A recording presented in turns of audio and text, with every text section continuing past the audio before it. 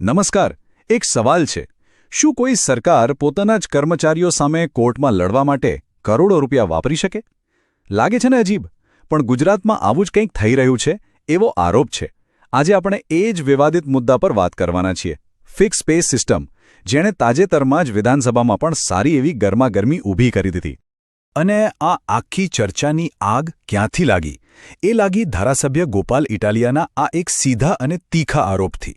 એમણે કહ્યું કે સરકાર પાસે વકીલો માટે કરોડો છે, પણ પોતાના કર્મચારીઓ માટે પૈસા નથી.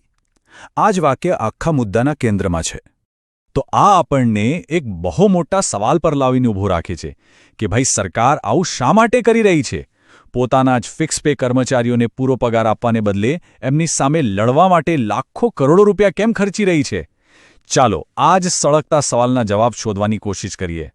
ઓકે, તો આ આખો વિવાદ સમજવો હોય ને તો પહેલાં એ સમજવું પડે કે આ ફિક્સ પે સિસ્ટમ એ છે શું?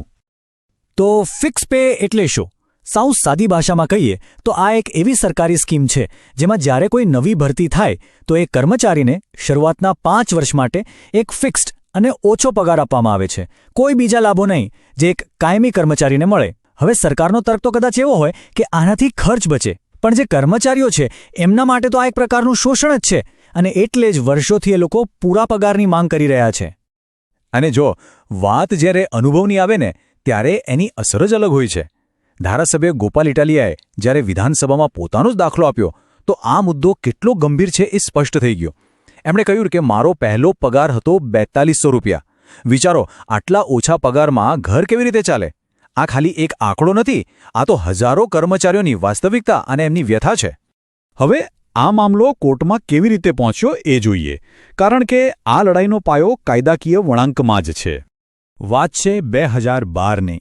ગુજરાત હાઈકોર્ટે એક બહુ મોટો ચુકાદો આપ્યો. કોર્ટે કહ્યું કે ભાઈ, સમાન કામ તો સમાન વેતન. આ સિદ્ધાંતના આધારે ફિક્સ પે સિસ્ટમને ગેરકાયદેસર ઠેરવી. કર્મચારીઓ માટે તો આ જશ્નનો માહોલ હતો, એક મોટી જીત હતી. પણ વાર્તામાં ટ્વિસ્ટ આવ્યો.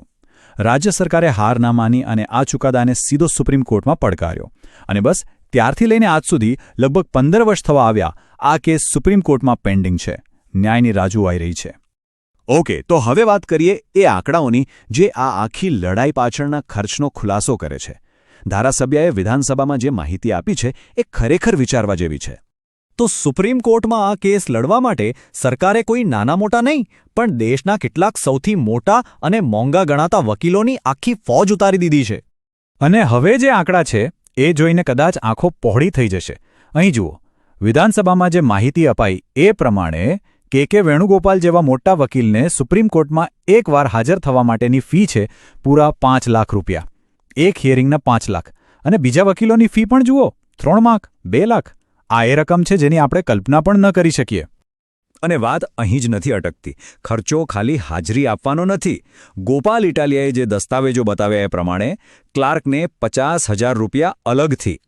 કેસના કાગળિયા વાંચવાનો ચાર્જ કલાકના 10,000 રૂપિયા.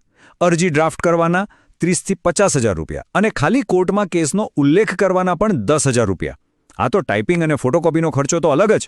મતલબ આ બિલ તો સતત વધતું જ જાય છે. તો આ બધા આંકડા જોઈને એક સીધો સવાલ મનમાં આવે છે કે સરકારની પ્રાથમિકતા શું છે?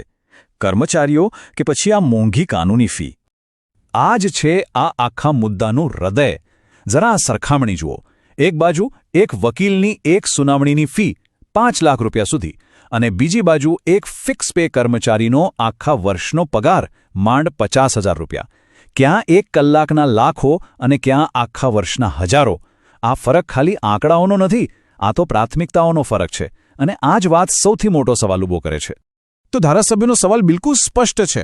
શું આજે કરોડો રૂપિયા વકીલો પાછળ ખર્ચાઈ રહ્યા છે એ જ રૂપિયા ફિક્સ્ડ પે કર્મચારીઓને પૂરો પગાર આપવા માટે ન વાપરી શકાયા હોત? મતલબ જનતાના પૈસા જનતાના સેવકોને એમનો હક આપવા માટે વપરાવા જોઈએ કે એમની સામે જ લડવા માટે? અને હવે આ આખી વાતના સૌથી ચિંતાજનક પાસા પર આવીએ છીએ, અને એ છે સમય. 15 વર્ષ આ ખાલી એક નંબર નથી. આ હજારો કર્મચારીઓના જીવનના 15 વર્ષ છે જેઓ બસ ન્યાયની રાહ જોઈ રહ્યા છે. વિચારો, 1.5 દાયકાથી એમનું અને એમના પરિવારનું ભવિષ્ય કોર્ટના એક ચુકાદા પર અધ્ધરતા લટકી રહ્યું છે. તો અંતે એક સવાલ આપણી સામે ઊભો છે. જ્યારે કર્મચારીઓના હકની લડાઈ 15 વર્ષ સુધી કોર્ટમાં ચાલે તો એનો અસલી બોજ, એનો અંતિમ ખર્ચ કોણ ઉઠાવે છે? શું માત્ર એ કર્મચારીઓ કે પછી આખો સમાજ જેના પૈસાથી આ લડાઈ લડાઈ રહી છે? આ એક એવો સવાલ છે જેનો જવાબ કદાચ આવનારા સમયમાં ગુજરાતની દિશા નક્કી કરશે. લેટ્સ અપડેટ 13 સાથે જોડાયેલા રહો. સાચા સમાચાર, સરકારી અપડેટ અને મહત્વપૂર્ણ માહિતી માટે ચેનલને સબસ્ક્રાઇબ કરો અને બેલ આઇકોન દબાવવાનું ભૂલશો નહીં. Stay update, stay smart.